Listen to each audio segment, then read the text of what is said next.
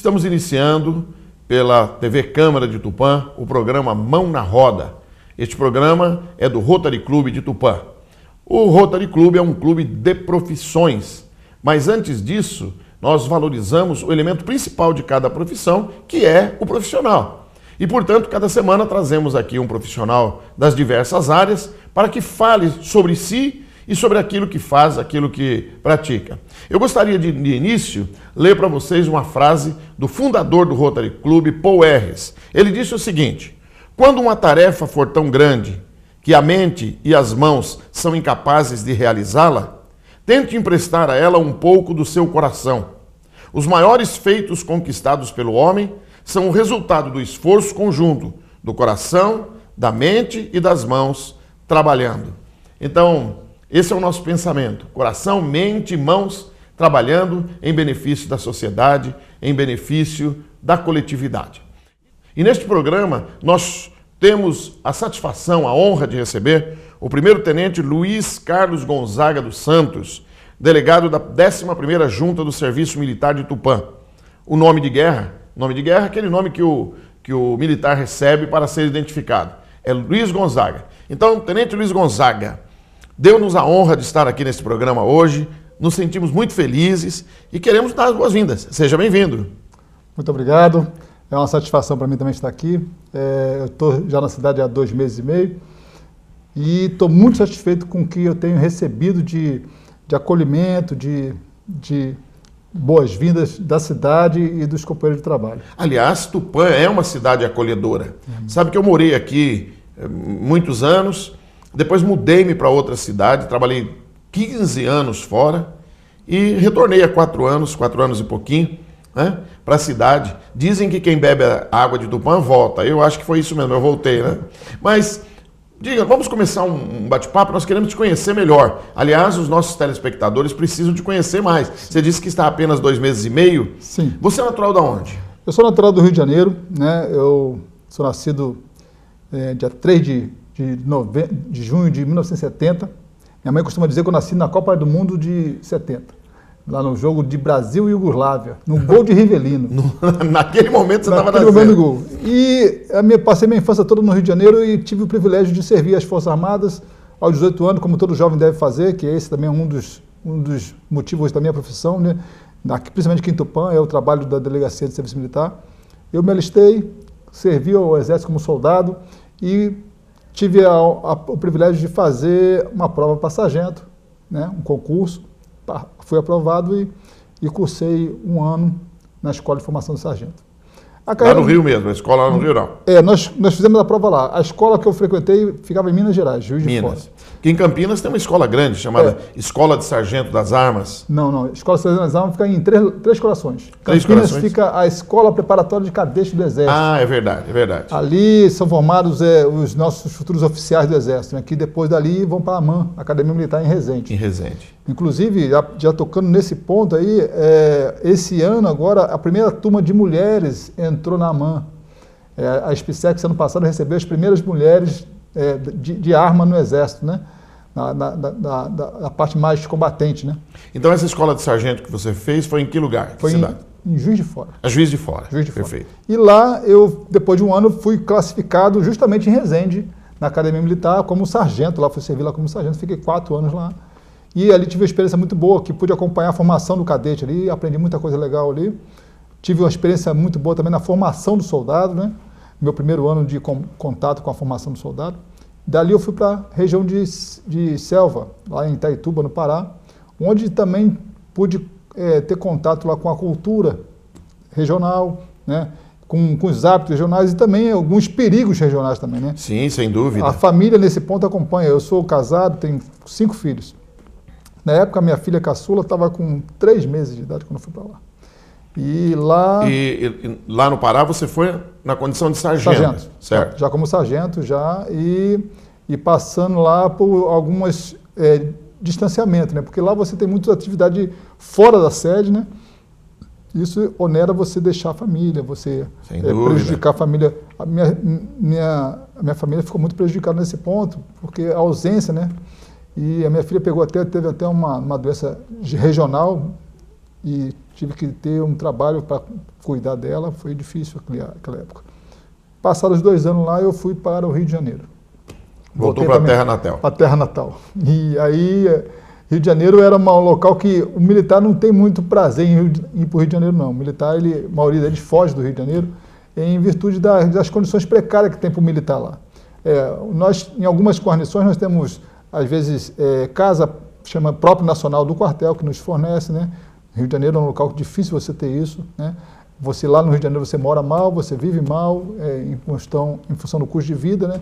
E das condições que o Rio se encontra, né? Então, até da violência. O militar fardado é visto como um alvo, praticamente. Hoje, mais ainda, né? Hoje piorou muito essa questão, né? Na época que eu fui para lá foi em 98, ainda não tinha tanto volume assim com a influência do Exército, mas agora, atualmente, com as intervenções que tem tido, o Exército tem entrado em evidência negativa lá no Rio de Janeiro. Negativa para o inimigo, né? Então, a gente evitava. Então, mas eu acabei caindo lá e fui para lá e fui para o 1º Batalhão de Polícia do Exército. Lá eu fui muito bem favorecido, graças a Deus, a males que vem para o bem, né? Sim, sem dúvida. E lá eu tive o privilégio de fazer alguns cursos de especialização. Eu fiz curso de perícia criminal, curso de polícia do Exército, segurança de autoridade, motociclista militar. Eu me especializei na área de polícia do Exército, né? Eu fiz muita segurança de autoridades que pareciam lá, inclusive alguns presidentes, eu peguei Lula, peguei Fernando Henrique, fiz segurança de alguns presidentes que estavam na época, e além de autoridades que apareciam lá. E foi quando eu terminei o período lá de 10 anos que eu fiquei lá, eu tive o privilégio... Você ficou 10 anos no Rio. 10 anos no Rio. Você não queria voltar, mas voltou e ficou 10 anos. 10 anos, mas é porque era difícil sair de lá, né? Realmente é uma experiência. Não. Claro que ninguém quer ocupar o seu lugar, a sua vaga. Eu cheguei lá como 3º sargento, saí de lá como 1º sargento. Então eu fiquei a carreira minha de sargento toda foi no Rio de Janeiro. E eu saí de lá quando eu fui para o Haiti, né? Fui para a missão no exterior. Então você trabalhou na missão de paz do Haiti. Trabalhei lá. Outra experiência que deve ter sido muito boa, hein? Com certeza, senhor Luiz, com certeza, porque eu digo que é um divisor de água na carreira do militar, sabe? Antes e depois, né? Numa missão no exterior, porque você tem uma experiência fora do país, você valoriza mais o seu país. Você aprende a valorizar mais o seu país, você vê que o nosso país é maravilhoso, o nosso povo é maravilhoso. E sem contar com a carência que você via lá no Haiti, a necessidade de ajuda que aquele povo tinha, não era só material, não era só alimentar, era também carência emocional, psicológica. Afetiva. Afetiva. O povo é diferente lá, né? Você vê uma cultura diferenciada da nossa. Aliás, totalmente diferente da nossa, né? Bem diferente. Eu tive um privilégio de participar de alguns eventos, de algumas atividades, alguns apoios sociais. Foi muito gratificante o trabalho lá, além da atividade operacional em si. Quanto tempo você ficou no Haiti? 6 meses. 6 meses? 6 meses na atividade de polícia, eu fazia patrulhamento, né, e escolta dos comboios que transitavam na cidade e fora da cidade, né, fora do país, né, e foi uma experiência magnífica. Retornando para o Brasil, lá ainda classificado ainda no BPE, eu cheguei em julho, né, em agosto saiu minha transferência para Campo Grande. Foi quando eu passei também uma boa temporada em Campo Grande. Lá eu fiquei 3 anos em Campo Grande e depois dos 3 anos, fui para Cáceres, onde eu lhe falei. Sim. Que a área de fronteira também é uma área que proporciona uma experiência muito boa para o militar, porque também é o contato direto com outro país, né? Com outra cultura também. Com outra cultura também. A Cáceres fica bem à margem da fronteira com a Bolívia, à margem do Rio Paraguai, né? Uma cultura também bem diversificada e proporcionando um calor enorme, uma cidade muito quente, e eu tive o privilégio de ficar ali 4 anos. Fiquei 4 anos ali numa função muito privilegiada também, que eu era encarregado de suprir os pelotões destacados que ficavam bem na linha de fronteira. Então, eu viajava cerca de 500 a 700 quilômetros de fronteira, de viatura, de carro, ao invés de avião, né, para suprir, levar todo o suprimento, alimentação, munição, fardamento, transporte. Quer dizer, tudo que uma unidade militar necessitava para o seu trabalho, para o seu andamento, né? Isso, exatamente. Não, esse trabalho para mim foi formidável, que me deu uma experiência muito boa em logística, né? A questão de você preparar um comboio para sair, para levar toneladas de alimento, para levar munição, fardamento, levar família, né, também, que eram supridas lá. Então, Foi uma experiência muito boa e me deu uma facilidade no trato com pessoas, né? Porque o foco ali era o ser humano. A gente tentava proporcionar as melhores condições de vida para o militar que estava na área destacada. Porque era inóspito, né? Uma região inóspita. Você, se passasse mal ali, você contava com o enfermeirozinho que estava lá, que tinha que ter um medicamento, que tinha que ter uma injeção para aplicar. Um prático, às vezes, nem era propriamente um enfermeiro formado. Exato, um cara que tinha vivência regional, né? E aquilo ali me proporcionou uma experiência muito boa. Voltei depois de 4 anos para Campo Grande. Em Campo Grande fiquei 2 anos ali em stand-by, onde eu tive o privilégio de sair promovido a tenente, né? Fui promovido em 2015 a oficial, que é o ápice da nossa carreira de praça, né? E ano passado eu fui classificado como delegado aqui em Tupã. Bom, nós vamos chegar lá. Primeiro eu quero entender uma coisa. Você, para sair da condição de sargento e vir para oficial, você tem que fazer um curso, um treinamento, alguma coisa ou não? É só sendo classificado? Hoje em dia temos 2 critérios para promoção, né? Merecimento e antiguidade. Para o oficialato, para o praça chegar ao oficial, somente por merecimento. E hoje está sendo mais criterioso porque tem um curso a ser feito. Hoje nós temos o curso de habilitação ao quadro oficial de oficiais, que a gente chama de chacal, que habilita o praça a se tornar um oficial. E sem esse curso, hoje o praça não está mais conseguindo ascender a carreira de oficial. Então foi feito esse curso, eu fiz em 2014 para 2015. Foi um curso que também deu um divisor de água na carreira, né? E fiquei habilitado para promoção. Chegou no final de 2015...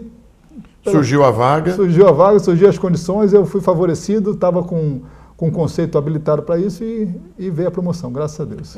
É o resultado de um trabalho que você vem fazendo durante muitos anos.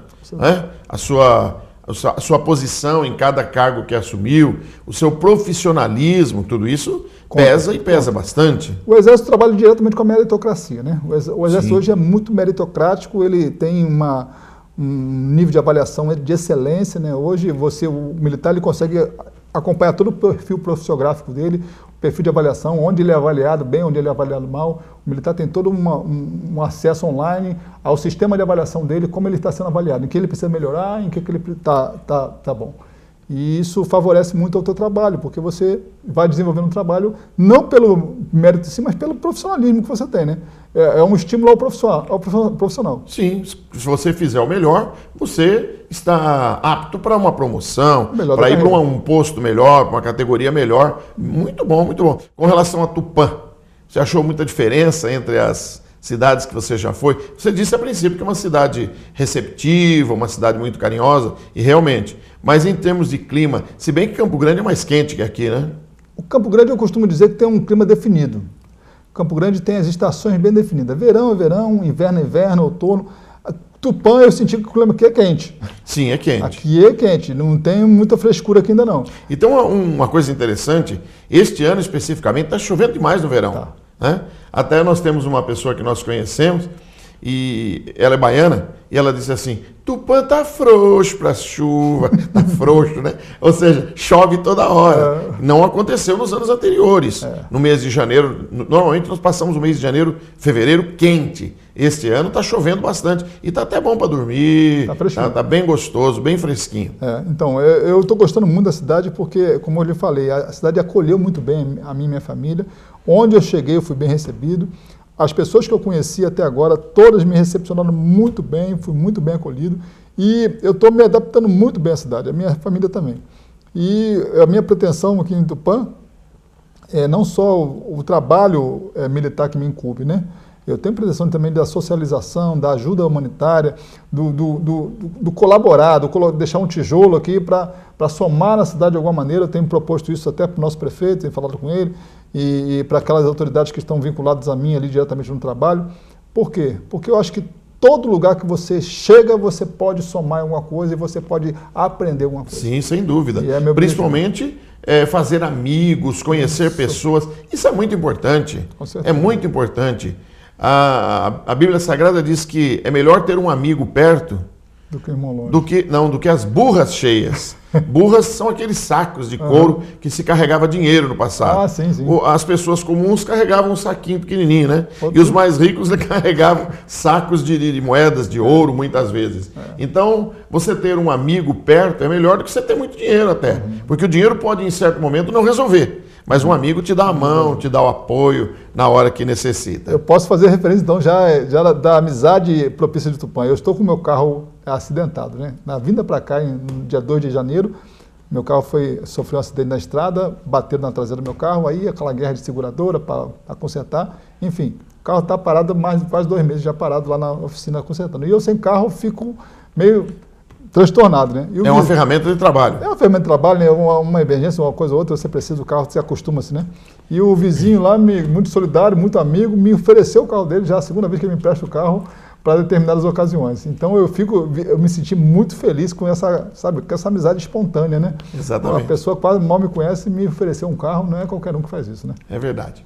Muito bem, nós estamos falando com o Tenente Luiz Gonzaga, delegado da 11ª Junta de Serviço Militar em Tupã. No próximo bloco, nós vamos falar mais sobre o seu trabalho, ele foi muito claro em tudo que falou, e no próximo bloco nós vamos conversar mais um pouco sobre o papel do Exército na sociedade.